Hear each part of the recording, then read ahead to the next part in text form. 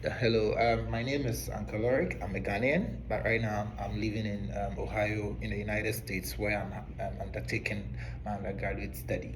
Now, we all know what Ghana is going through right now, and I think by now you and I are beginning to think of what the solution is or what the problem has been. Basically, we know the solution, but just that most Ghanaians wouldn't actually allow us to talk about it. Some of you know already. The problem is not really with where we've gotten to now. It's what brought us to where we are right now. That is what we should be looking at. Quickly, I want to take you through a very short survey that I've done here. I am sure some people would say it's because of COVID that we are going through what we are facing. But the truth of the matter is that this is a chart. You can even Google it. Countries that are doing economically well after COVID. And Switzerland is at the top of the chart. 813 billion US dollars in GDP, with their per capita GDP being 77,324 US dollars. They have a population of 8.70. So I'm sure by now Ghanaians will be saying, oh, it's because there are no many, that's why they are doing well. This is after COVID. It is not as if they are doing well before COVID. This is after COVID. This statistics on the board here is after COVID. Okay, maybe you are talking about their population. Good. Let's look at Germany. Germany is number 2 in terms of economically stable economies after COVID, with a population of 83.1 million. How many are we? How many do we have in Ghana? Less than 35 million people. So clearly, if Canada and Switzerland is at the top and their population is not that much, Germany is second with 4.22 trillion. 4.22 trillion GDP, and their per capita income or per capita GDP is 57.928, slightly below Switzerland, which is 77,324. Good. So Germany has 57,928 per capita GDP. And the population difference is that there are 83.1 million people in Germany. Good. So that's a very populous economy and they are doing very well. A country that has a population which is almost like Ghana, Canada, 38.2 million people. Their economy is doing so well. See, their per capita GDP is 52,085 US dollars. 52,085 US dollars. Quickly, I am going to Google Ghana's per capita GDP. Then you can see the huge difference. Okay. So bear with me for a second. I'll get to why I'm doing this. What is the GDP per capita of Ghana? Yes, good. So whereas countries are talking 57,000, 83,000, Ghana's GDP per capita is 2,445 US dollars.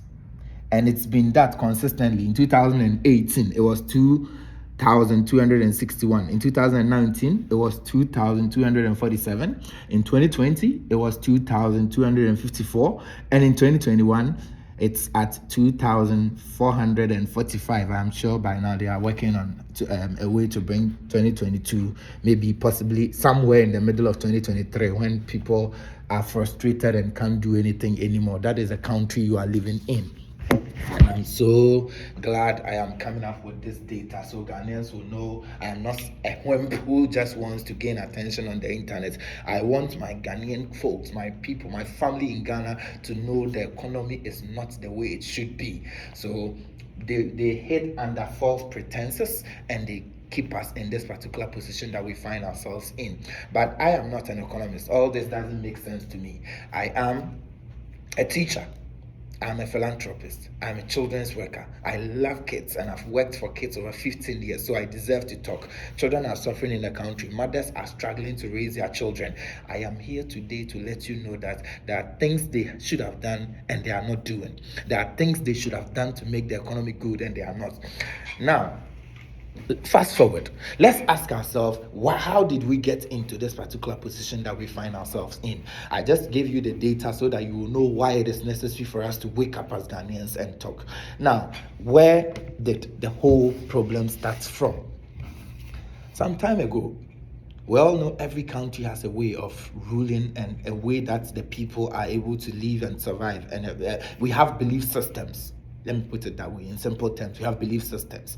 The US believe in technology. They believe in working hard and getting things done and whatever. We believe in those things too. But one thing that we believe that other countries don't believe in is the existence of God and the powers that be.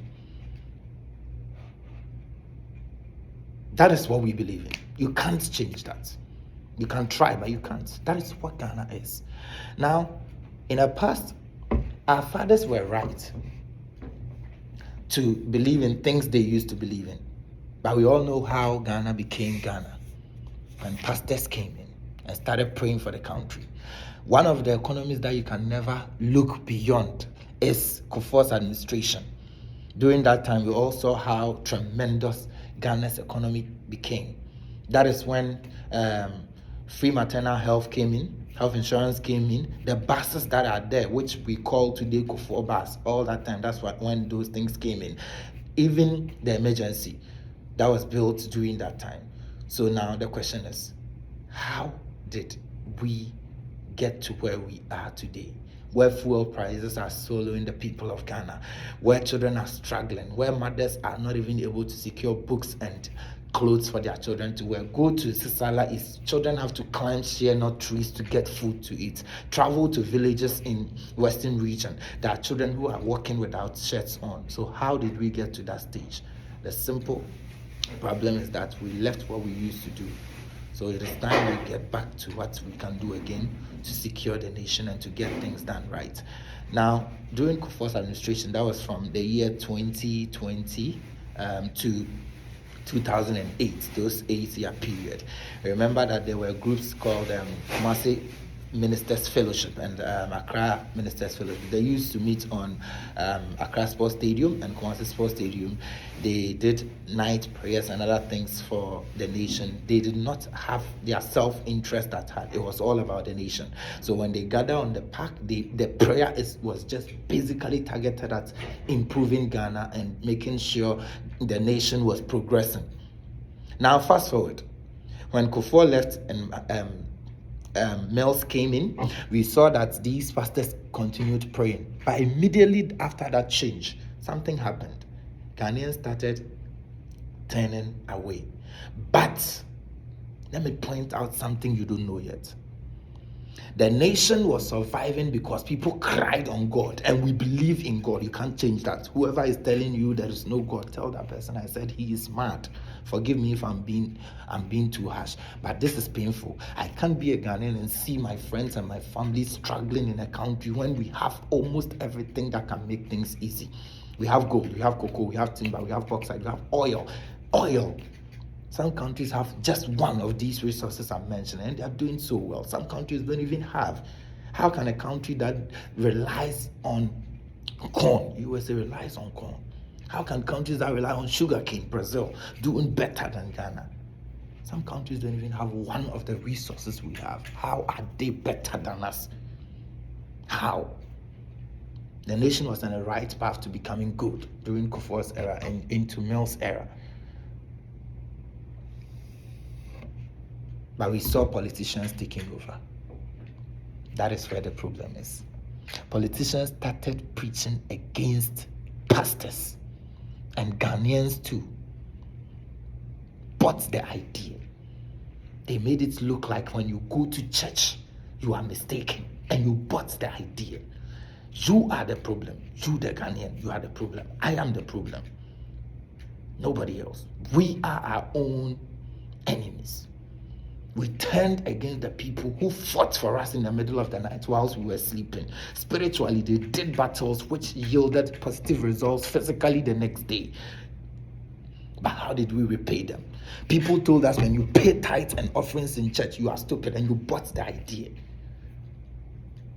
They made it look like going to church is stupidity. People started hiding their Bibles when they are going to church and started using mobile phones as Bibles. You are the mistake. You are the mistake. You the Ghanaian. Start cursing yourself. Start cursing yourself. They told you that you don't have to pay tithes to your government, to your pastors, and you listened to them. They told you that if you give your land to a church to build a church building on it, it's a mistake, and you bought the idea. When you are a Christian, you know in the Bible, David, you bought a land and built a temple on it, was ready to build it. He died, and his son Solomon built a temple on it for God. Are you better than David in the Bible? Who brought you to where you are? The Bible says, I am here today to turn your mind again to the things you are doing wrong. They took us to where we are today.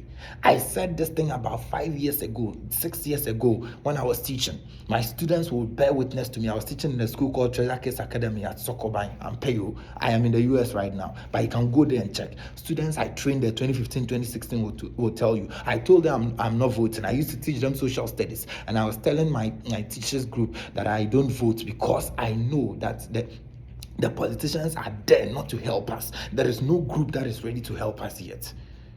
But they thought I was joking. I gave them a reason why. If you think you love your country, you wouldn't allow these fetish priests to dominate our television and our media whilst our kids listen to them and watch it. What are we training our children in? I said this thing. It was just until 2020, getting to 2021, that the media saw it was a mistake and started preaching against it. Our media is weak. I am sad for a country where the media, it doesn't have the power to change things. They follow the politicians. They follow their stomach. You can't talk. Why? Why are they turning against Christianity? Of all the religions, why are they attacking pastors? Of all the religions, why are they attacking pastors? In the Bible says after Jesus was captured, even the people that he was fighting for, he was helping every day, they turned against him. Check and see. The people were now saying, crucify him. When he died, we also what happened to the apostles. Now the apostles started being persecuted. The nation is being persecuted because mama pastors now when they started, some of the politicians started saying, and you started listening. I told you that they are trying to bring something in. You people thought I was joking. That was when that gay and lesbian issue came in. And pastors could not say anything because the pastors already, so when they talk, the Ghanaians will not listen. I thank God for the Muslim group. They stood up against this thing. By now, it would have been there. The politicians were ready to sign it. The politicians were ready to sign it. So you think they are your friends. You think the politicians are your friends. They are not. Wake up. You are sleeping. You are sleeping. Wake up. This is a 20-minute video. I want everyone out there to watch this to the end. I'm going to give you a solution-focused idea where you will know that there is a way out of what we are doing. Now, again, let me take you into something here. Whenever a nation, those who are holding the nation have been persecuted, the nation begins to tremble. In the Bible says that when the king arrested Philip and killed him, the people were happy. So when he saw that the people were happy, he went ahead and captured Peter. Now they started capturing your pastors, insulting them, and you were happy. So they went on and on and on until your pastors now decided that, okay, now even if they get up to preach, let me tell you, to pray for you in the middle of the night, they are human beings. Nobody will go through what you made them go through, and they are still going through it today as we are talking. I'm not saying pastors are angels. They are not. I'm not saying they don't sin. I am not saying that. There are those who do things that we see on TV that are bad. You know those ones. You know those men of God and those women who call themselves men of God and women of God who do that. Don't brand them together as pastors. Fetch those single ones out and deal with them.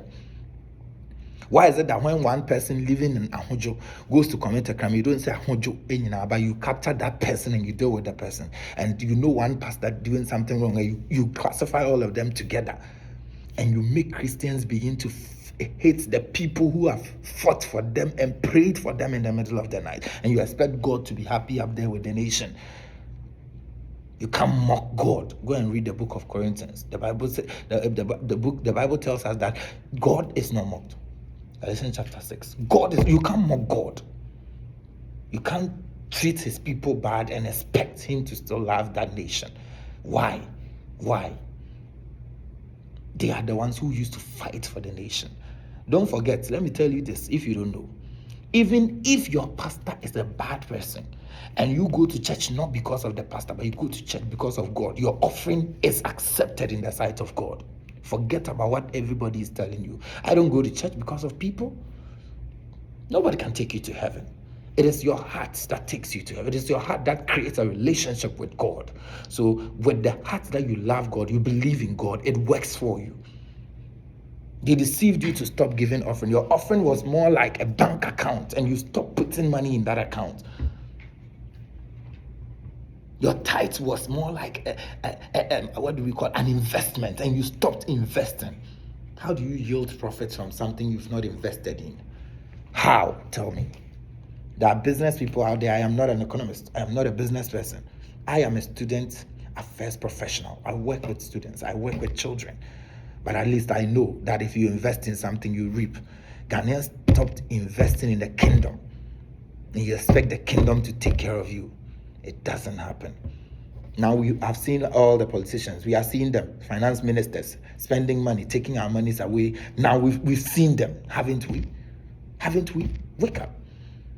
Let me tell you another secret you don't know. These people, when this party is in power, they share the money with other people. When the other one comes, they do it. They know. They can't argue. I may not hold evidence in my hand, but you yourself, you are even aware that you know. You know out there. Why is it that there are some of the things that when one party does, the other one can't say much about it?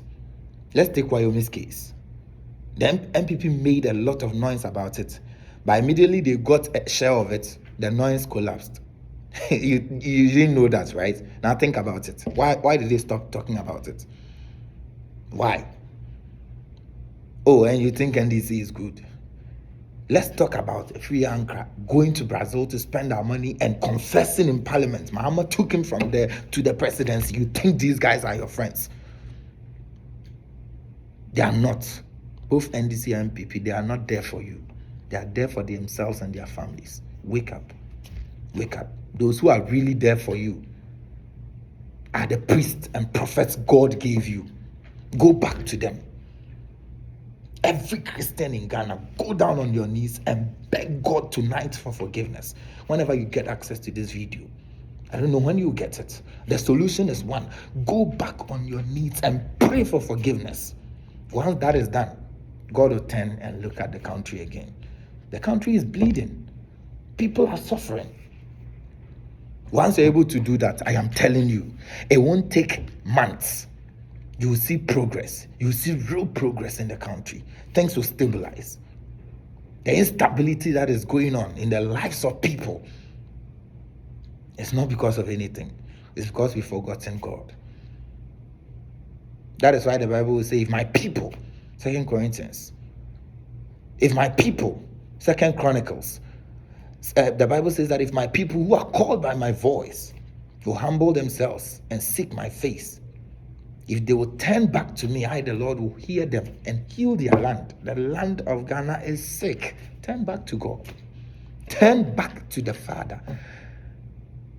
Your spiritual fathers, you cursed them, you insulted them, you collectively called them Asofo Yakron for these statements. Asofo, these statements, that word Asofo, collectively classifying a group of people who fought in the middle of the night. I was not part of that group, but I know they used to do that.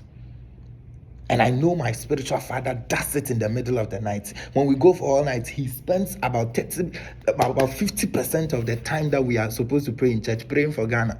When I was growing up, even from 10 years upwards, my father at Atinga Junction, Reverend Jenim Boateng of Victory Temple Ministries, we will spend more than half of the time we are supposed to spend in church, every single time we're in church, praying for the country.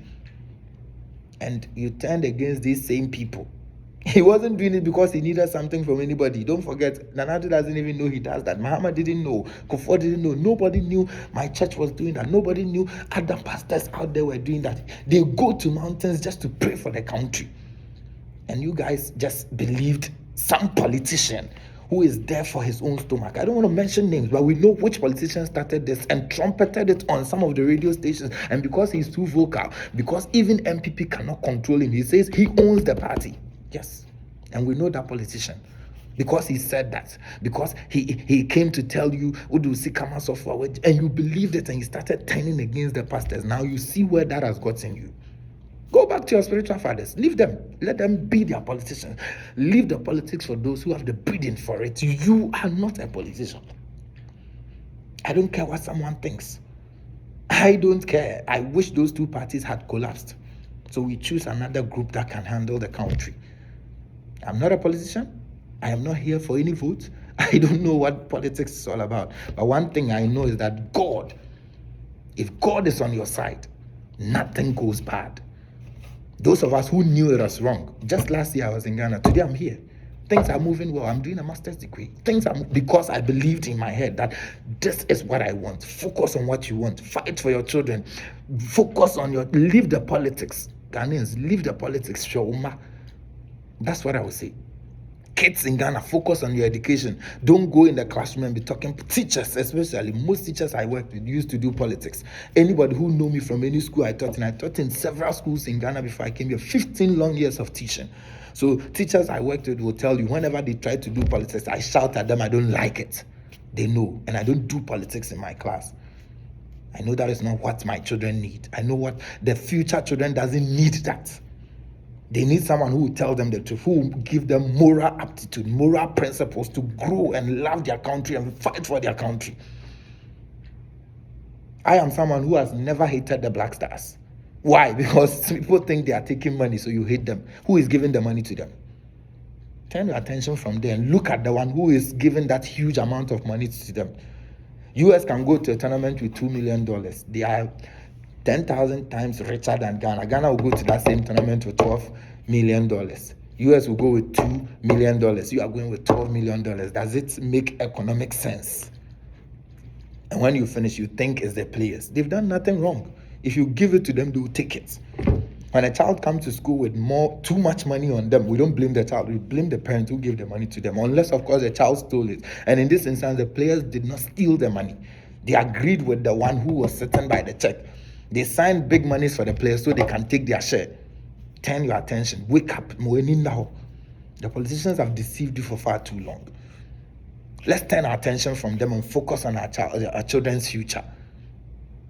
I am here praying that God should give me that grace so that one day I can lead many children to God. That is what I do. I just want kids to know God, to know that their country is so important. Love God, love your country, and love your own future. That is my principle. Just love God and love your country. Forget about people who think they are helping you and they are not. Some of the politicians don't even know where they are heading, and you are following them. When the blind lead the blind, they both fall into a ditch. If you don't wake up and turn to the people who fought for you in the middle of the night and were ready to die for you guys, the time is coming, you may not be able to do it. The time is now. The time is now. The change starts today, and it starts with you. My name is Uncle Loorig. Abraham Loorig. I'm a writer. I have books out there. Get one of my books, read and know what you need to do as an individual and move forward. Turn your children to God. Teach them the right things to do. Focus on your kids. Forget about the politicians. They have nothing to offer you. And turn back to your spiritual fathers. That is what I have for you today. That is what I have for you today. You can follow me on all pages. Put your questions and comments there. Uncle Loorig.